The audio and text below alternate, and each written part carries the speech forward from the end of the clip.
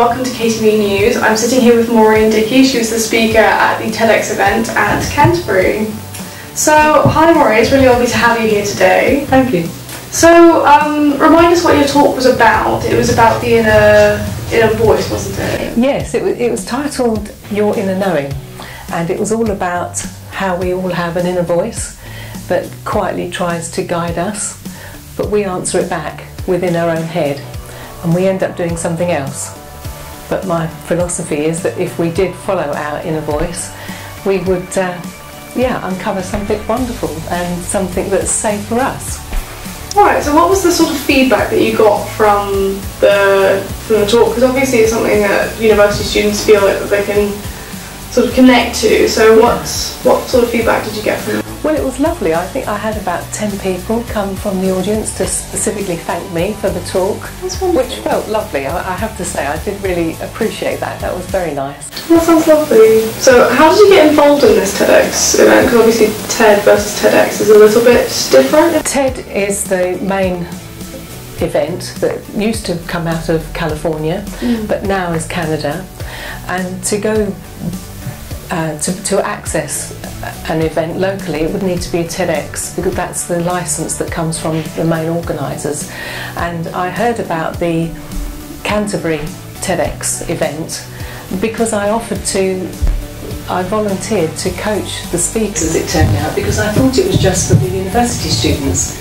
And when I realised it wasn't just for the university students, I was then tempted to apply myself.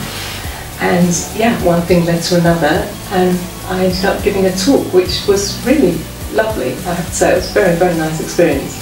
So are you still planning on being involved with TEDx talks and things, especially with university students? Are you still planning on trying to be involved, or? Well, I think if there is another TEDx event organised at the university next year, I would love to support the students, or whoever applies to speak. I would love to help coach the speakers. That would be nice. Have you ever done any talks before, whether with TEDx or otherwise? Not really, no. I've done some small talks with friends, that kind of thing, sort of in more of a club environment, but nothing similar to TEDx talk at all, no. No, that was the first. It would be lovely to do that type of thing more often. So how did you choose your topic for the event? Well, it's something that's close to my heart because I work with people who are ambitious, but they're also sensitive, and they have a lot of circling thoughts around, I'm meant to be doing something more than this, but what? And those circling thoughts can be very frustrating and undermine what people know is actually a very, very good life. But they are yearning to blossom more fully. They're yearning to contribute something meaningful, but they can't quite put their finger on what it is. And I work with them and uncover what their unique contribution is meant to be. And so then they feel relief, because they don't have the circling thoughts anymore, and feel very excited about their future because they know where to put their focus. And I find when I work with people, that inner knowing is there in all of us. We get very, very close to what we are uniquely here to do, but quite often we're frustratingly separate from it, and it just takes that little bit of help to actually uncover. And people always know that inner knowing is always there. The more people do feel in tune with what they are uniquely here to do, and the more people actually do it, the more wonderful the world will be. People aren't walking around frustrated any longer. People feel full of joy because they are really contributing something that feels meaningful to them. So now that you've done this one talk, what are your plans for the future? Are you hoping to get involved in other talks then? Yes, it would be nice. I don't think I'll do another TEDx talk unless another wonderful idea comes that I'd like to share. But it would be nice to support other speakers and coach other speakers. That would be extremely nice, because now I have had the experience of how nerve-wracking it can be, and then also how wonderful it can be afterwards. You know, that wonderful feeling of being appreciated for sharing a thought that you feel is worth sharing.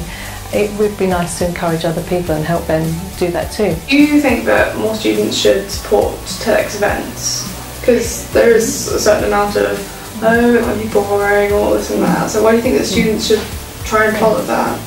Well, it was everything but boring, I have to say. It's a very, very nice thing to be a part of, and I think audience members could really feel the sincerity of the message that was being conveyed by all speakers, and it's a really joyful experience of actually being in the room and feeling the experience, feeling the atmosphere.